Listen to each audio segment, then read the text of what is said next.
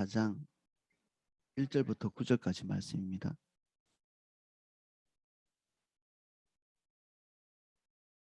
잠언 4장 1절부터 9절까지 내용입니다.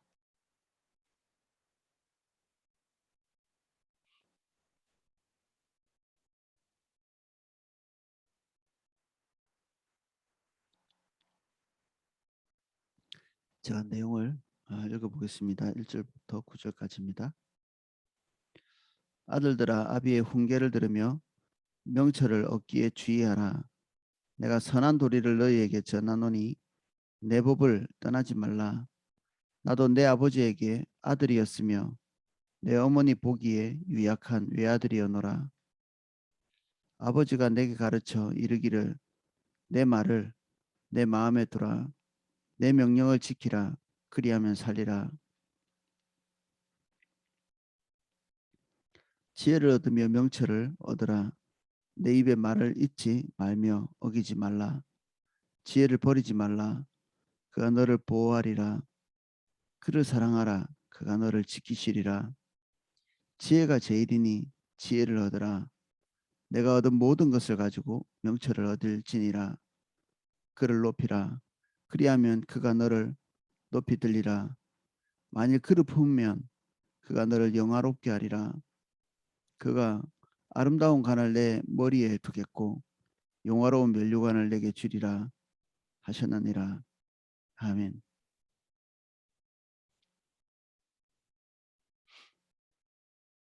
한 절씩 내용을 살펴보겠습니다.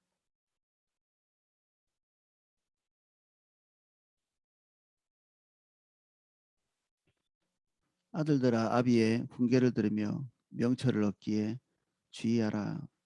이 앞에는 이 단수로 말했는데 뒤에는 이제 복수로 시작하는데, 이게 솔로몬의 그 입장에서 말하는 것이지만 오늘은 솔로몬 본인의 경험치를 말했다기보다는 자기도 들은 것, 자기도 아버지로부터 전수받은 것, 결국에는 이 아버지는 다윗인데 다윗이 자신에게 전수해 준 것을 자기 아들인 르호보암에게 이렇게 다시 전수하는 거죠. 이 교훈은 어떻게 보면 다윗의 것이라고도 볼 수 있습니다. 그러니까 이 손자는 할아버지의 교훈을 듣는 것이죠. 그 훈계와 명철을 얻기에 주의하라. 그래서 화면에서는 이게 우리의 사사로운 것이 자녀에게 전달되기보다는 이렇게 하나님께서 주시는 그 객관성이 있는, 그리고 다른 보편적인 사람들이 다 경험한 그 경험치의 어떤 그 지혜들이 전달되고 전수되는, 자기도 전달받은 것들을 경험하고 하나님의 인도를 따라서 그 하나님의 보호를 경험하고 그것들을, 그 이미 증명된 것, 전수받았지만 자신의 삶에서 전수된 것을 다시 자녀에게 전달되는 그런 형태죠. 굉장히 믿을 만하지 않나요? 어떤 부모가 자기의 경험치만 이렇게 전달하면 그게 그냥 객관적인 것이 아닐 수도 있는데, 지금 이 솔로몬이 자기 아이에게 말하고 있는 바는 그거보다는 훨씬 더 신뢰할 만한 근거를 가지고 있는 것이죠.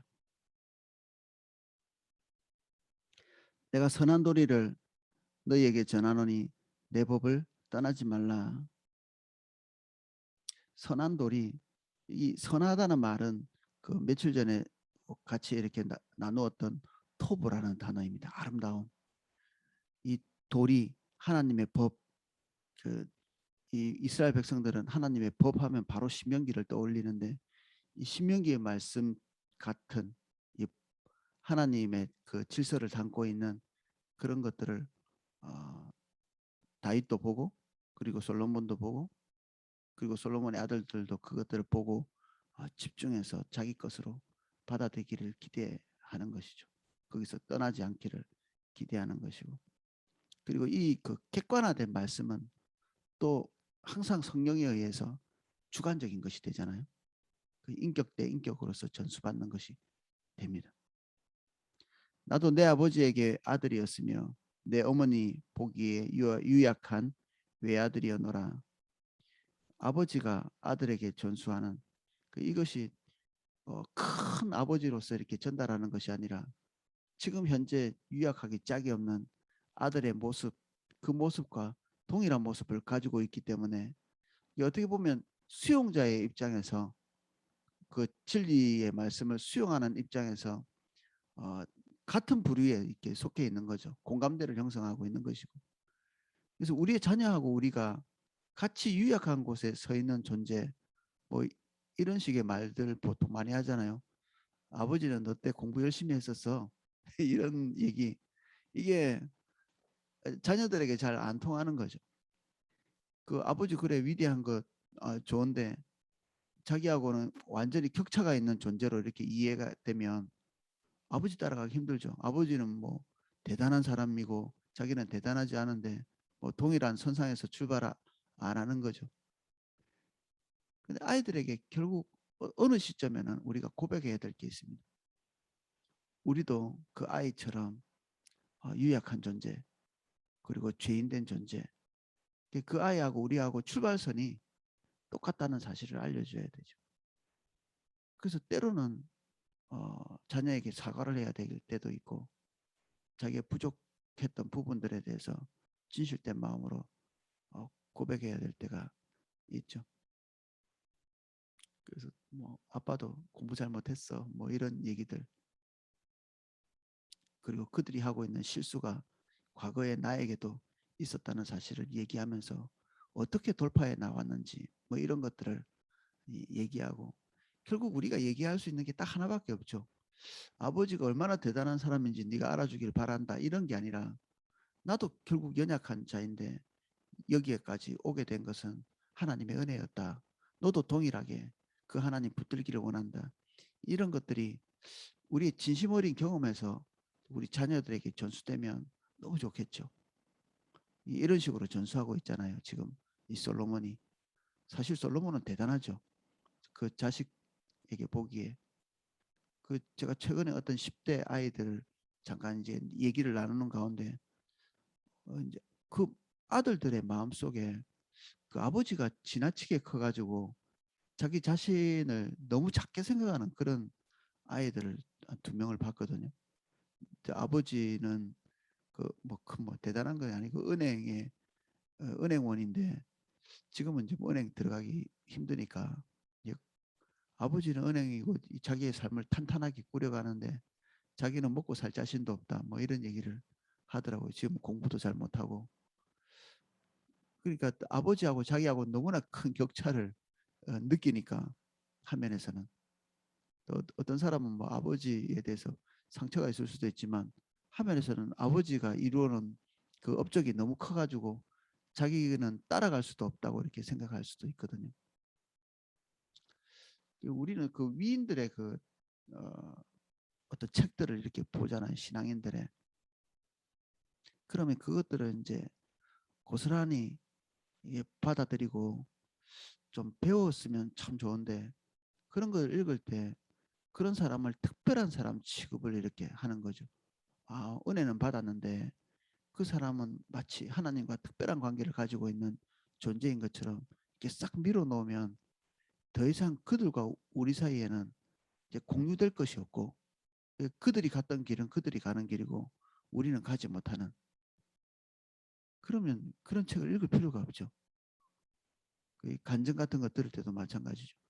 저 사람은 되게 뭐 하나님 앞에 뭐 특별한 사람이라서, 또 목사님이 설교하실 때도 목사님이니까 뭐 대단한 말씀을 하시네 이렇게 보면 아무것도 수용할 것이 없죠.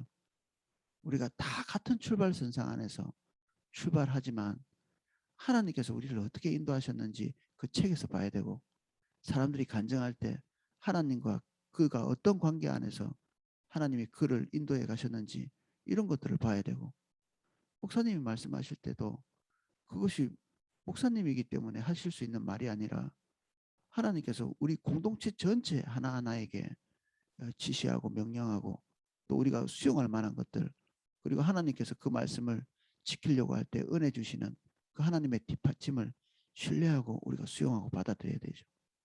여기에 특별히 아들들아 이렇게 표현했다는 것은 이게 한 특정한 사람에게 지칭하지 않고 할 수 있으면 보편적인 모든 사람들이 이 교훈들을 받기를 기대하는 것들이 여기 또 포함되어 있는 거죠.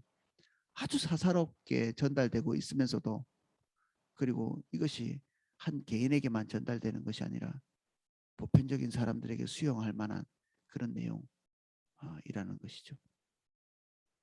첫 절에 아들들아라고 표현한 것에 대한 이해입니다. 내 어머니 보기에 유약한 외아들이었노라. 사실 유약한 외아들 이렇게 얘기했지만 뭐 솔로몬이 외아들은 아니었죠. 그만큼 주목받는, 그리고 특별히 이렇게 눈이 더 가는, 약한 아이들에게 부모가 더 눈이 더 가잖아요. 그 모든 아이들 다 사랑하지만 강한 아이들은 좀 안심이 되고 좀 덜 사랑하는 건 아니겠죠. 당연히 사랑하는데 그 아이에 대해서는 좀 마음을 내려놓는데, 유독 부모들은 약한 아이들, 그런 아이들에게 마음이 더 쓰이는 것이지. 여기에도 마찬가지죠. 이 솔로몬도 본인이 유약한 자였고 유약한 아들이었고 그렇게 주목받는 아들이었고, 또 화면에서는 왕이기 때문에 이 솔로몬의 그 기사가 섞여 있는 어, 성경 본문들을 보면 언제 죽을지 모르는 사람이었죠. 원래 왕들은 어, 왕위를 이렇게 제대로 전수받지 못하면 거기에 때로는 이렇게 암살을 당하기도 하고 죽기도 하고, 실제로 다윗의 아들들 중에서는 왕위를 계승하는 과정에서 죽은 사람들도 있죠. 그것이 실패해서. 그리고 이런 것들은 굉장히 흔하게 보는 것이고, 그러니까 이 그 하나님의 교훈이라는 것이 그의 생존과 직결되어 있는 거죠. 솔로몬에게 있어서는. 다윗도 사실은 마찬가지고, 이거 결국 다윗으로부터 흘러온 거니까. 다윗이 평생 군인이었고, 그리고 그는 이 정신 나간 왕 사울의 그 아래에서 언제 죽을지 모르는 애매한 그 고난을 당하는, 인간적인 어떤 묘수를 가지고 돌파해 나갈 수 없는 그런 처지에 항상 있었던 다윗이기 때문에 하나님을 붙드는 것이 생명을 붙드는 것처럼 절절했겠죠. 그냥 이 돌파할 수 있는, 이거 듣고 아 좋은 말씀이시군요 이런 반응을 할 수 없는 거죠. 왜냐하면 자기 목숨이 거기에 달려 있는데 어떻게 좋은 말씀이군요 이렇게 할 수 있겠어요. 솔로몬도 마찬가지입니다. 자기 목숨이 오락가락하는, 하나님께서 지도하시는 그 지도가 살 건가 죽을 건가를 결정하는 거죠. 근데 사실 우리 처지도 별반 다르지는 않습니다. 우리가 하나님의 법을 벗어날 때 사실은 우리는 우리의 생존도 보장할 수 없죠. 우리의 인생 전체가 그냥 나락으로 빠질 수도 있는 문제거든요. 우리가 주님의 것을 선택하지 않아도 우리의 삶이 그럭저럭 살아갈 만해 이렇게 판단하는 사람은 주님을 이렇게 다윗이나 솔로몬이나 이처럼 받아들일 수는 없겠죠. 로보암은 사실 이런 절절함이 없었다고 볼 수 있습니다. 절절함이 없었죠. 그래서 중대한 실수를 하게 되고, 아버지가 이루어놨던 또는 할아버지 때부터 이루어놨던 그 그럴듯한 왕좌, 그런 것들을 계승하면서 아버지 흉내내면 될 줄 알고 할아버지 흉내내면 될 줄 알고 그렇게 했는데, 결국 그것이 자기 눈을 찌르는, 다시 돌이킬 수 없는 그런 결과를 가져오게 됐죠. 사실은 안 죽은 게 다행이라고 볼 수 있습니다. 로보암은.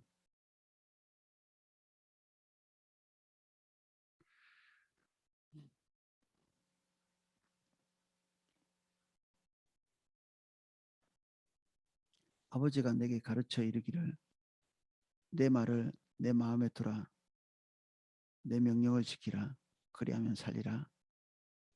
솔로몬은 사실은 목숨이 오락가락하는 그런 순간에 이제 죽어가는 그 아버지 침상에서 말했겠죠. 아버지 다윗의 마지막 말을 듣습니다. 너 잘못하면 죽을 수 있어. 근데 주님 붙들어야 돼. 이 말을 하는 거죠. 그 말을 들었다는 것입니다. 지혜를 얻으면 명철을 얻으라. 내 입의 말을 잊지 말며 어기지 말라.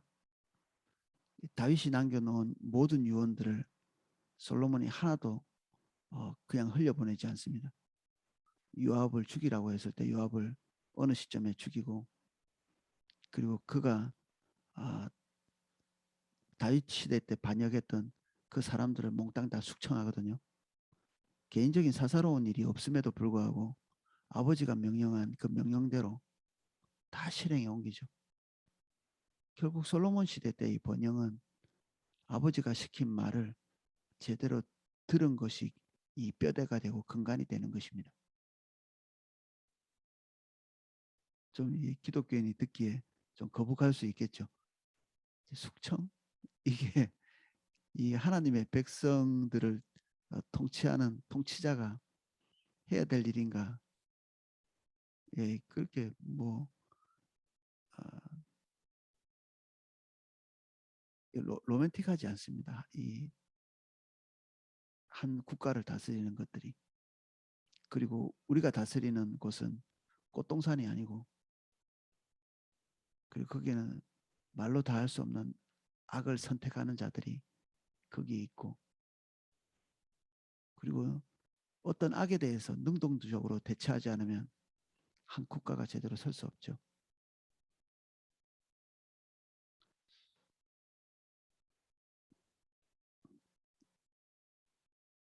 지혜를 버리지 말라. 그가 너를 보호하시리라. 그를 사랑하라. 그가 너를 지키리라. 이 특별히 4장에는 이 사랑하라 이런 말, 그리고 뒤에 조금 더 있으면 그를 품으면 뭐 이런 말이 있는데, 이거는 굉장히 이렇게 에로스적인 이런 단어입니다. 그러니까 남자가 여자를 품는 것처럼 그 반대로도 되겠죠. 이거는 그냥 품는 게 아니죠. 우리 다 젊었을 때 연애해 보셨는데 열렬함을 품은 것입니다. 그 열의를 품은 것이고, 그냥 보통 그냥 사랑을 가지고 이렇게 앉는 것이 아니라 정말 그 강렬함을 가지고 열정적인 걸 막 감정을 가지고 이렇게 끌어안는 그러한 사랑을 얘기합니다. 그래서 진리를 뻔히 알면서도 이런 자세를 품지 않으면 사실 그 개인은 그 진리를 들은 사람에게 거의 무익한 것이 되죠. 많은 말을 이렇게 설교를 하지만 그것을 딱 붙드는 사람, 그것이 이렇게 열매 맺는 사람 많이 없거든요. 그냥 이렇게 멀찍이 봐요. 이렇게. 아, 좋은 말 들었군요. 에스겔에 나오는 말 중에 정말 소름 끼치도록 무서운 말이 있는데, 하나님께서 에스겔에게 찾아와서 그런 얘기를 합니다. 에스겔, 네가 하나님의 말씀이라고 전달하는 그 하나님의 말씀, 이스라엘 백성이 어떤 식으로 듣는지 아나? 노래를 잘하는 어떤 가수가 나왔는데 그 가수가 노래하는 것을 들어 누워가지고 이렇게 듣는 것처럼 흥얼거리는 노래 잘하는구만, 그런 식으로 듣고 있어. 노래를 잘하는 자의 노래를 듣는 것처럼 이 이스라엘 백성들이 에스겔 네 입에서 나오는 하나님의 대언을 그런 식으로 듣고 있다. 특별한데 좀 센 것 같아. 평가하는.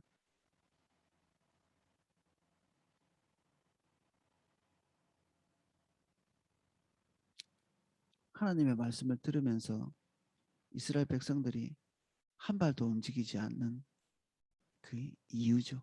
이게 이스라엘 어떤 왕은 하나님의 말씀이 이 양피지에 적혀가지고 두루마리로 이렇게 되어서 그 두루마리를 읽을 때 하나님의 말씀이 한마디 한마디 선포될 때마다 그때가 겨울이어서 화로를 옆에 놔뒀는데 그것을 하나씩 말씀 하나씩 찢어가지고 화로에다 집어넣는, 불태워버리는, 그가 가지고 있는 지식, 지혜, 그리고 이미 결정된 마음, 이런 마음이 그를 견고하게 붙들어 놨기 때문에 하나님의 말씀이 선포될 때 이 귀뚱으로도 들리지 않는 거죠. 그래서 그것이 자기의 그 선택한 것과 맞지 않기 때문에 그 하나하나 찢어서 화로에다 집어던지는 그의 운명은 정말 끔찍하게 되었죠.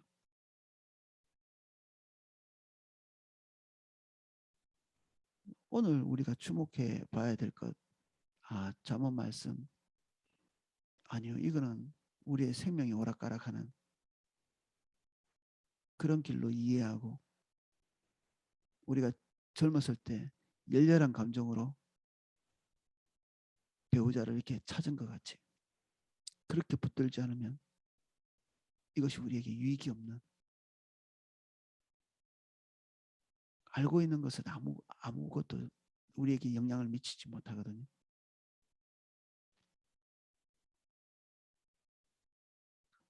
다윗이나 솔로몬이나 그 사실 르호보암도 그랬어야 되는데 지금 자기의 처지가 백척 가운데 서 있다는 사실을 인식하고 하나님의 말씀이 아니면 우리가 여기서 생존 자체가 불가능하다는 것을 이해하고 그것을 붙들었어야 됐죠.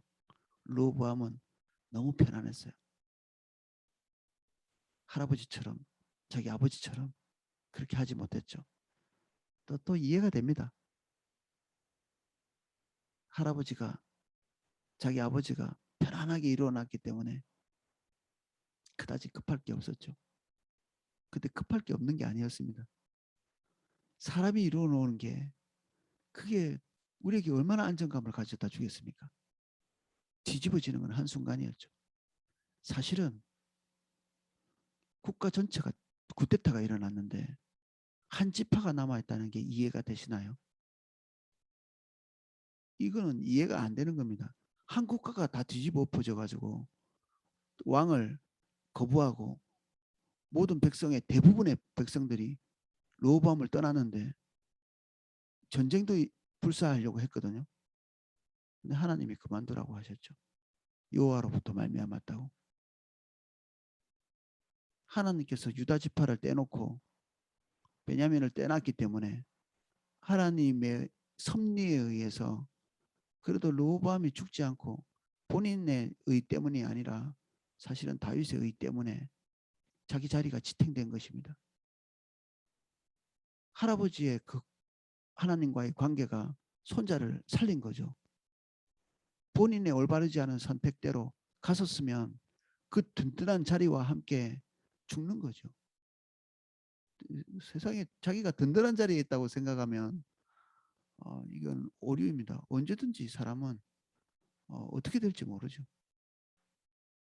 한순간에 다 뒤집어지죠. 우리가 우리 자리가 그래도 좀 계속 있고 싶어. 그게 어느 때까지 가겠습니까? 예수님의 비유도 나오잖아요. 어떤 사람이 재산을 많이 쌓아놓고 창고를 많이 짓고 곡식을 가득 채워놨는데 그 사람이 마음속에서 하는 게 있었죠. 어휴, 이제 내 영혼아 좀 편안하게 좀 살아보자. 주님이 그 말씀에 대해서 그래 너 수고 많이 했어. 너 편하게 살아. 그렇게 안 하고 내가 오늘 네 영혼을 거둘 것이다.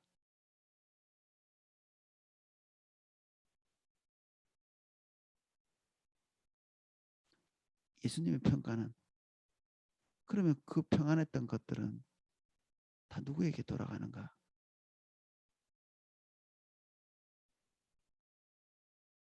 우리는 눈에 보이는 것을 지나치게 신뢰하고 우리 손에 들어와 있는 것들을 우리가 마음대로 쓸 수 있을 거라고 생각하지만 이게 어림도 없습니다. 모든 것의 결정이 주님께 있습니다. 모든 것의 결정이.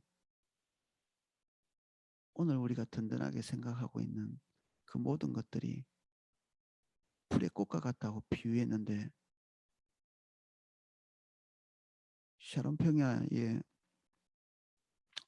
이렇게 가면 계절을 잘 맞춰가면 그렇게 아름다울 수가 없답니다.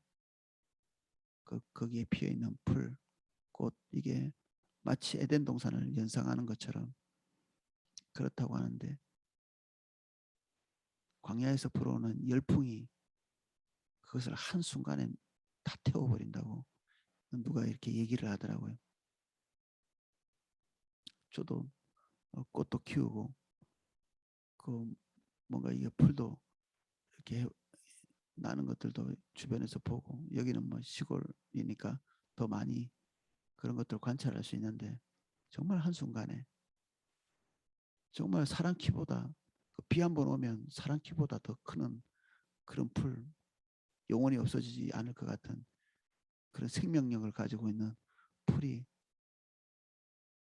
조금만 비가 오지 않고 하면 한순간에 그냥 말라붙어 버리지. 겨울이 되면 또 그렇고. 우리의 든든한 것이 든든한 것이 아니고 우리의 확실한 것이 확실한 것이 아니고 당연히 오늘 붙잡고 있는 것뿐 아니라 우리가 앞으로 붙잡을 든든한 것도 믿을 수 없는 것입니다.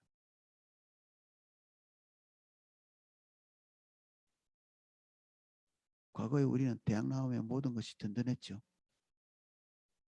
근데 어떤 학자가 말하기를 우리가 대학에서 배우는 것의 90% 이상이 그걸 가지고 써먹어야 될 시점이 되면 그 직업들이 다 사라진다고 합니다. 우리는 자녀들에게 이제 전수할 것이 없어지는 그러한 세대가 되었습니다. 우리 자녀들에게.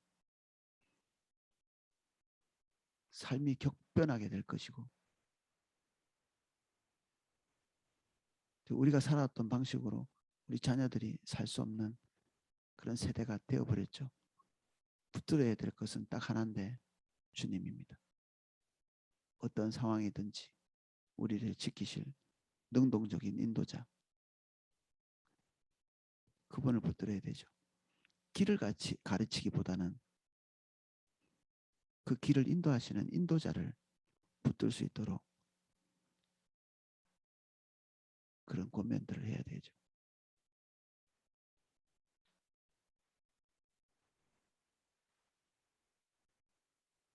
지혜가 제일이니 지혜를 얻으라.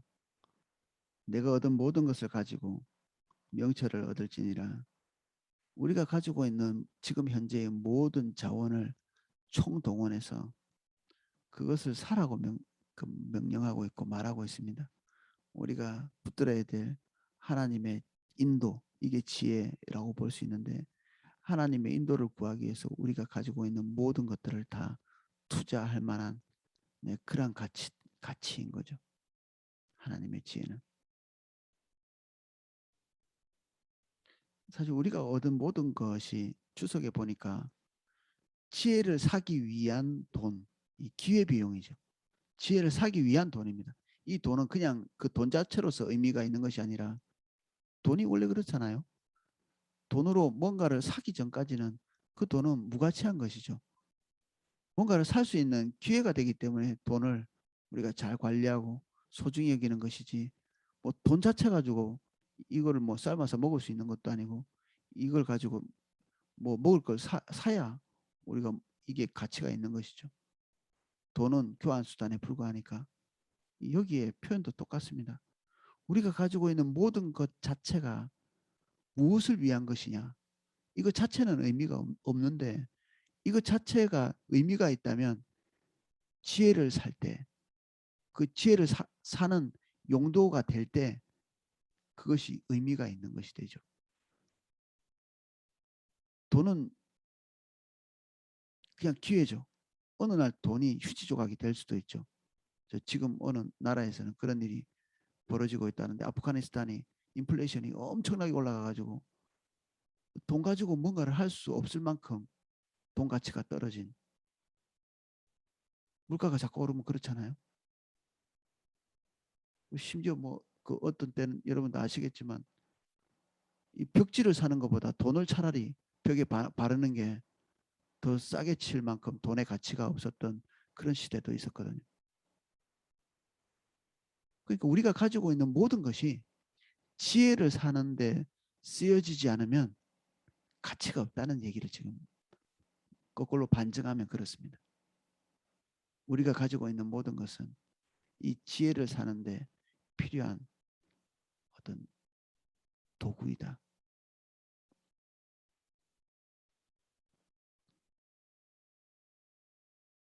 그를 높이라. 이게 좀 헷갈리시죠? 지혜가 항상 이게 어떻게 보면 이게 무생물일 수도 있는데 인격체가 아닐 수도 있는데 이게 계속 혼용되고 있죠. 그라는 말 그리고 인격체를 부르는 것처럼 여인으로서 비유하기도 하고 그래서 딱 정리해서 아 이건 성령이야 라고 이렇게 얘기하는 학자들도 있는데 맞습니다.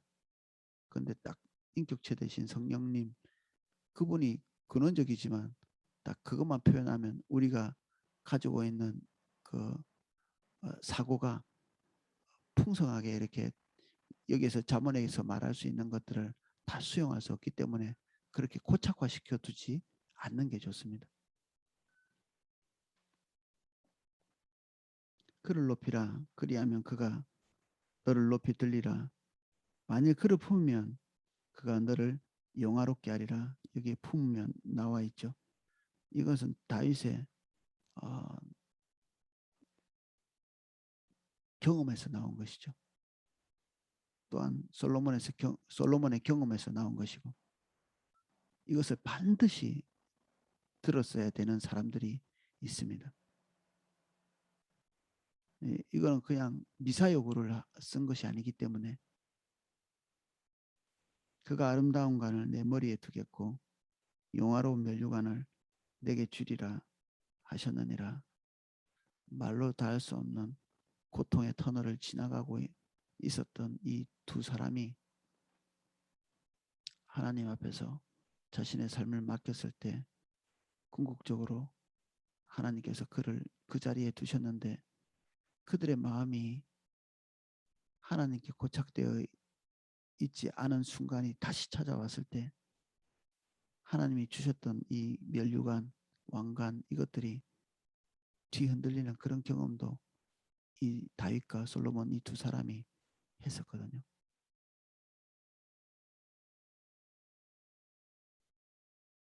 그러니까 하나님이 주신 것도 본질이 아닌 것입니다.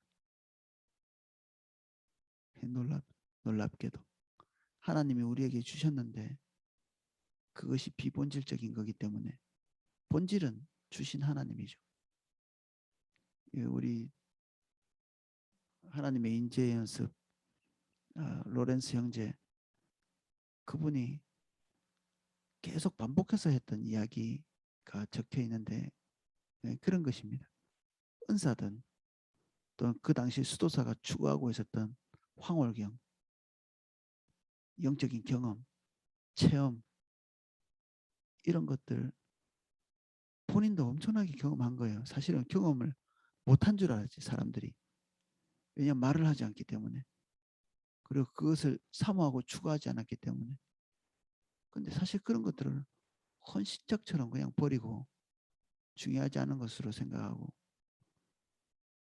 영적인 은사가 주님이 아니다. 그렇게 생각한 거죠. 진짜 중요한 것은 주님이지. 주님이 주시는 은사나 황홀경이 아니었기 때문에 우리가 무엇을 경험했든지 그거 자체가 주님은 아니기 때문에 우리 눈앞에 무엇이 펼쳐지든지 떡이 나무에 불이 붙어서 우리에게 신령한 말씀을 그 불 속에서 하나님께서 말씀하신다 할지라도 그거 자체는 자연현상이죠. 하나님이 그 안에서 말씀하신 것이고. 그래서 여기에 1절부터 10절까지 지혜를 붙들라고 간곡하게 얘기하고 있지만 이 자기의 삶의 그 가장 그 액기스를 담고 있는 절박한 얘기를 하고 있지만 이것은 노하우를 얘기하고 있는 것이 아니라 그들을 그런 곳에서 인도해낸 하나님과 타바크될 것을 요청하고 있는 그 간곡한 요청이죠. 부탁이고. 그리고 본인들이 사실을 전수할 수 없는 게 있습니다. 다윗도 솔로몬도 전수할 수 없는 것. 이게 진리를 향해서 그리고 하나님의 말씀을 향해서 그리고 성령님의 인도를 구하는 그 열렬한 중심을 전수할 수는 없죠. 내용을 전수할 수 있는데 그런 것은 정말 본인 안에서 나와야 되는데 이런 것들을 전수 못하기 때문에 여기에 에로스적인 표현들을 써가면서 젊은 자들이 그래도 강렬한 그 제일 강렬하게 가질 수 있는 그런 경향성을 빗대면서 네가 그 정도의 열렬함을 가지고 주님을 찾아야 돼. 주님 붙들어야 돼. 이런 얘기를 한 거죠. 그렇게 할 수밖에 없고. 르호보암이 뭘 경험했겠습니까? 다윗의 경험이나 솔로몬이 경험했던 그 위태로웠던 그런 것들을 경험했을 리가 없죠. 오늘은 여기까지 보겠습니다. 주님,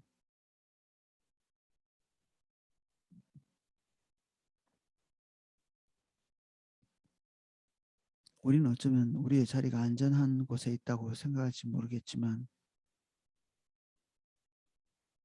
안전한 것은 주님뿐입니다. 또는 위태롭다면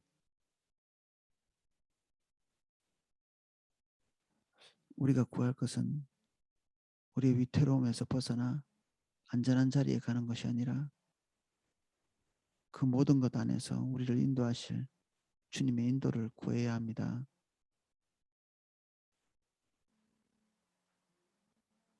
하나님 우리에게 지혜를 주십시오.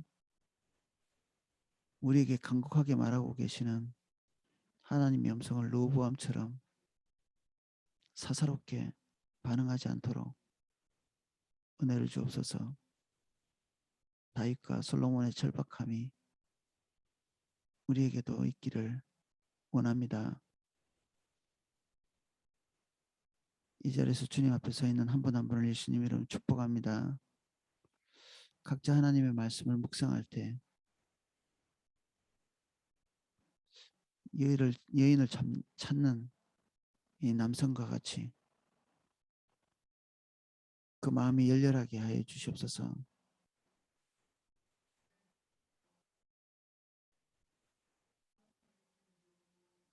예수님 이름으로 기도합니다. 아멘. 예, 제가 음악을 방송해 드리겠습니다.